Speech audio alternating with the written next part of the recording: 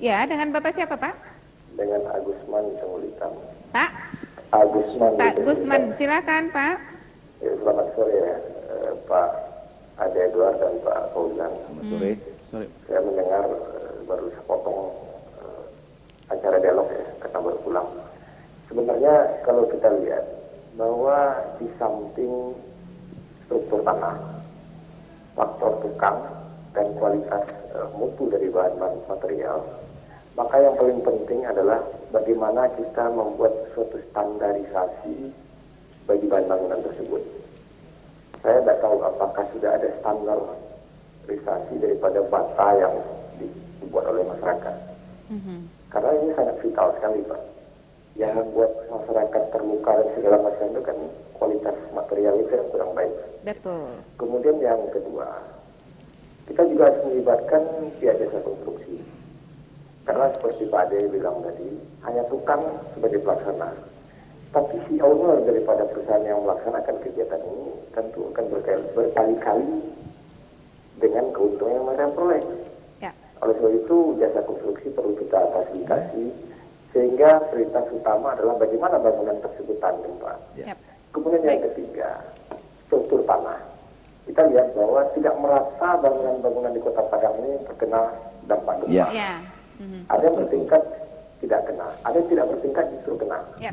Nah ini perlu suatu kajian di daerah-daerah mana yang selama ini rawan gempa struktur tanahnya tidak boleh dibangun. Baik, baik, Nah, Pak kira-kira Agus. itu, Pak. Dan kita kaitkan dengan tata ruang Kota Padang mungkin perlu Ya. kita sesuaikan Baik. daerah-daerah pemukiman. Terima kasih. Assalamualaikum Ya. warahmatullahi wabarakatuh. Waalaikumsalam, terima kasih baik, Pak itu Agus, masukan yang bagus sekali. sudah Itu juga kita dilakukan, ya. diskusikan tadi masalah standarisasi Ya. itu ya, Pak Fauzan. Ya, Sampai jadi kita mengukur kita- batu bata. ya, Ya, kita ada. Kalau secara teknis ada kuat tekannya minimal berapa, ada batu bata. Itu SNI-nya sudah ada. Semuanya sudah ada. Sudah ada sebetulnya, standarnya. ya. Tinggal lagi quality control. Misalnya ya kalangan user pengguna, ya jasa Harus konstruksi. mengerti juga, Dan ya. yang tidak kalah penting sebetulnya di sini adalah peran dari Yayasan Lembaga Konsumen juga berperan harusnya melindungi kepentingan konsumen. Jangan sampai konsumen sudah beli tetapi tidak berkualitas. Nah, ini belum terlihat. Nah, ke depan itu kita minta lebih berperan Yayasan Lembaga Konsumen, Ya. Kontrol. lembaga-lembaga pengawas independen terhadap kualitas bahan bangunan kita juga harus ada. Dan kalau perlu memang lembaga-lembaga ini mengeluarkan rekomendasi, ini boleh dipakai, boleh ini tidak. Oke. Ya, kita tidak perlu melindungi pihak-pihak yang akhirnya berproduksi tapi mencederai orang lain. Nah, itu tindakan kriminal sebetulnya, dia harus bertanggung jawab.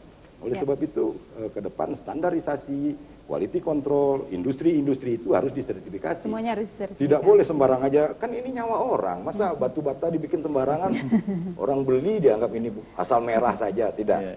Nah, itu satu. Kemudian terhadap yang Jasa konstruksi. struktur tanah tadi, ya tidak bisa, kan sudah disinggung tadi ya. Maka cara mudahnya adalah yaitu tadi.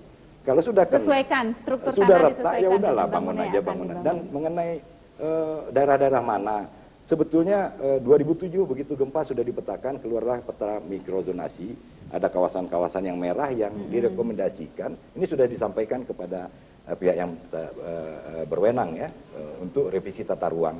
Ya, daerah-daerah mana yang merah itu direkomendasikan tidak digunakan untuk bangunan-bangunan berat. Ya. Ya, hanya bangunan-bangunan yang ringan.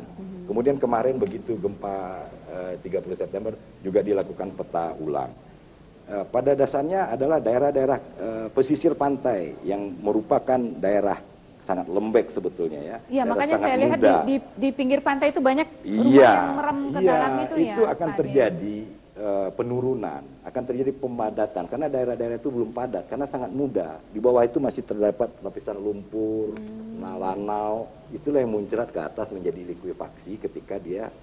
Makanya sekarang sebetulnya pesisir pantai Sumatera Barat ini rata-rata itu turun 25 sampai 50 cm. Lihat saja jembatan-jembatan kita itu di pinggir pantai itu ditinggalkan oleh jalannya. Jembatannya tinggal di atas. Ya, sehingga semua jembatan kita, nah itu menandakan pesisir Sumatera Barat ini terjadi penurunan dan yang kita tidak amati. Nah, resikonya bangunan-bangunan berat akan miring. Oleh sebab itu di daerah-daerah ini sudah ada petanya, sudah disebar ke semua pemerintah kabupaten kota untuk berkaitan dengan izin bangunan.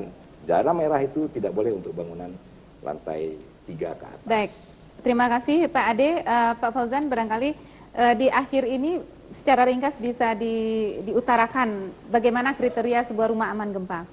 Kita tekankan kembali Pak Fauzan bagi yang baru menyaksikan acara kita ini. Untuk kriteria rumah aman gempa itu ada 3 syarat utama seperti yang saya sampaikan tadi. Mutu bahan yang digunakan itu baik. bahan Yang berkualitas. kedua, mutu pengerjaannya baik sesuai standar tata cara pembangunan rumah tahan gempa.